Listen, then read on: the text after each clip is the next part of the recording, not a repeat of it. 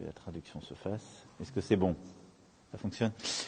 Bien, mesdames et messieurs, je suis très heureux d'accueillir aujourd'hui le Premier ministre de la République d'Arménie, M. Nikol Pachinian. Nous avons beaucoup échangé au téléphone ces derniers jours. En effet, l'Arménie a été une nouvelle fois endeuillée par des affrontements armés les 13 et 14 septembre et la situation demeure très critique sur le terrain. Des hostilités de grande ampleur sont survenues à la frontière entre l'Arménie et l'Azerbaïdjan et ont fait de nombreuses victimes. Le territoire de l'Arménie a été visé, des infrastructures civiles ont été détruites. Face à cette situation inacceptable, la France a pris ses responsabilités. Alors qu'elle en assurait la présidence, elle a saisi le Conseil de sécurité où la situation à la frontière a été évoquée à 2 reprises, les 14 et 15 septembre derniers. Les membres du Conseil ont demandé l'arrêt immédiat des hostilités et le respect du cessez-le-feu. Puisque des positions ont été conquises, la France a demandé que les forces azerbaïdjanaises reviennent à leur position initiale. Je l'ai dit dès le 14 septembre au président Aliyev, le fait que la frontière ne soit pas délimitée ne saurait justifier des avancées sur le territoire de l'autre pays. Ensuite, et je l'ai dit là aussi dès le 13 septembre, la France a la conviction que le recours à la force ne peut être la solution pour l'Arménie, pas plus que pour l'Azerbaïdjan, et que le dialogue doit être rétabli sans délai. L'ensemble des questions en suspens, et elles sont nombreuses, nous le savons, doivent être traitées exclusivement par la voie de la négociation. Ces négociations ont d'ailleurs eu lieu dans différents formats, et notamment sous les auspices de l'Union européenne. Elles doivent reprendre. Je n'oublie pas qu'il y a tout juste 2 ans, le 27 septembre 2020, a débuté une guerre terrible qui a ensanglanté la région. Elle a abouti à un nouvel état de fait avec une présence accrue de l'armée russe dans la région. Je veux ici, tout en condamnant très fermement ce qui s'est passé ces derniers jours et en appelant donc au retour au calme, à la situation hantée à la reprise des négociations, je veux ici saluer le courage du Premier ministre Pachinian qui a proposé une nouvelle approche concernant l'avenir de la région. Le président Aliyev, auquel je reparlerai dans les prochaines heures, dit vouloir lui aussi mettre fin à l'instabilité régionale et faire émerger des solutions. Toutefois, on ne peut bâtir la paix tout en faisant planer la menace du recours à la force. C'est pourquoi la France fera tout pour poursuivre l'objectif d'un Caucase du Sud stable, sûr et prospère. Nous évoquerons donc dans quelques instants avec le Premier ministre Nikol Pachinian la situation sur le terrain, les moyens de consolider le cessez-le-feu pour empêcher toute nouvelle escalade, les moyens du retour au statu quo hanté et d'une reprise des négociations.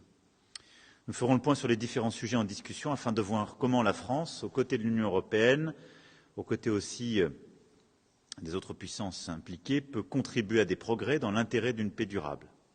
Je pense notamment, et nous l'avions évoqué il y a quelques mois ensemble à Bruxelles, à la délimitation de la frontière entre l'Arménie et l'Azerbaïdjan. Nous évoquerons également l'action de l'ONU et de l'OSCE. Je sais que Monsieur le Premier ministre a eu des échanges importants à New York, en marge de l'Assemblée générale des Nations unies, et nous pourrons évoquer ces derniers. Nous parlerons également de la question importante de la normalisation entre l'Arménie et la Turquie. C'est un processus difficile mais indispensable, où, vous le savez, la France a toujours pris là aussi ses responsabilités en ne cédant rien aux visées révisionnistes qui avaient cours, en ayant la clarté sur notre histoire et en cherchant à réengager par tous les moyens un dialogue indispensable. Ce processus de reprise d'un dialogue est essentiel pour la région.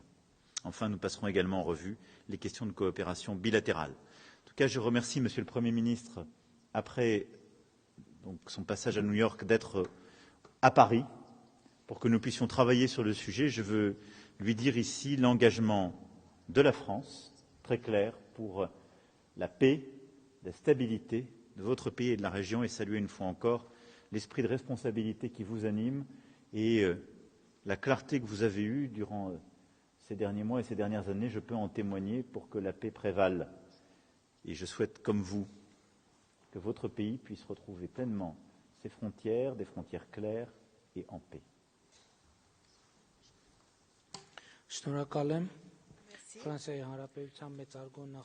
Monsieur le Président de la République française, tout d'abord, je voudrais vous remercier pour votre invitation et cet accueil chaleureux.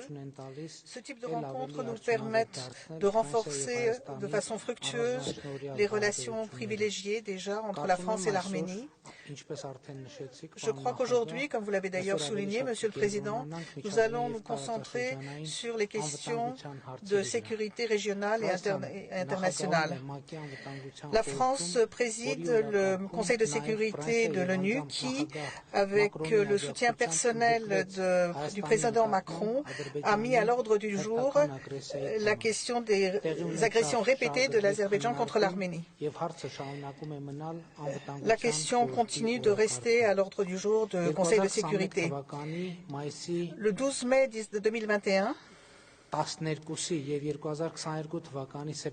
le 13 septembre 2022, à la suite des agressions de l'Azerbaïdjan, les territoires souverains de l'Arménie ont été occupés. J'ai détaillé cette question lors de mon discours à la 77e session de l'Assemblée générale de l'ONU. J'ai souligné que notre position était sans équivoque, à savoir que les forces armées de l'Azerbaïdjan doivent sortir du territoire souverain de l'Arménie. Et je voudrais remercier la position de la France et en particulier celle du président français de nous soutenir dans cette action. Je voudrais que nos collègues internationaux et vous, Monsieur le Président, attirez votre attention sur les faits suivants. Le fait qu'il n'y ait pas de frontières délimitées, puisque la frontière n'a pas été encore été démarquée, ne correspond pas à la réalité en fait. Les frontières administratives entre l'Arménie soviétique et l'Azerbaïdjan soviétique sont devenues des frontières d'État entre les deux États, puisque les deux pays ont signé et ratifié l'accord de création de la communauté des États indépendants de la CEI le 8 décembre 1991. Et depuis, ces frontières restent des frontières d'État. Cela veut dire, je voudrais souligner que c'est un élément indissociable de l'accord que les frontières administratives de l'URSS deviennent des frontières d'État et tous les pays qui ont signé l'accord de la CEI le reconnaissent. Donc cela veut dire que l'agression de l'Azerbaïdjan est injustifiable. Et donc, en raison de l'occupation de l'Azerbaïdjan de notre territoire souverain, la situation reste très tendue. En raison de l'occupation de l'Azerbaïdjan, les territoires qui ont subi les dommages et la frontière devraient recevoir le soutien de la communauté internationale. Je suis persuadé aussi que le Conseil de sécurité de l'ONU doit continuer à garder cette question, dans son attention. Et je crois qu'il est nécessaire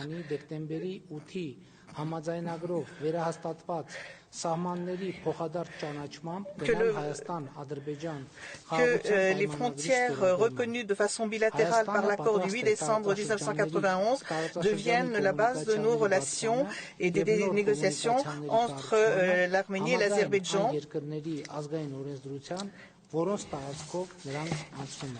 Il faut aussi que la question des liaisons entre les pays soit réglée aussi en fonction de la législation nationale des deux pays.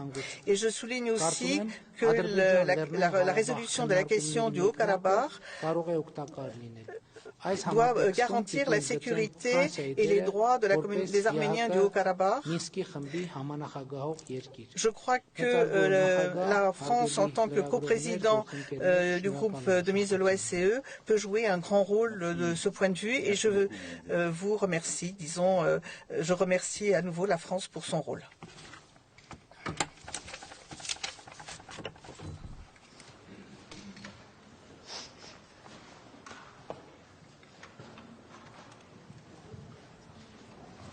Merde là.